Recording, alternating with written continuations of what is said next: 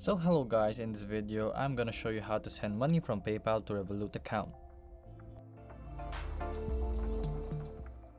To do this, it's pretty simple. So here we are in our PayPal, and to do this it's just simple.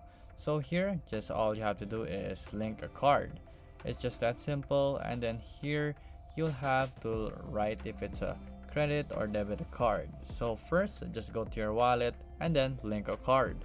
And then from here, all you have to do is just write your debit card number from Revolut, and here your card type. If it's a Visa, its expiration date like 11 or 26, like that. And then your security code, which is located in the back of your card, of course. So 454, something like that.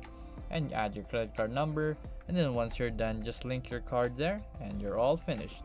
And there you go, guys. So if that was useful, guys, hit the like button and don't forget to subscribe.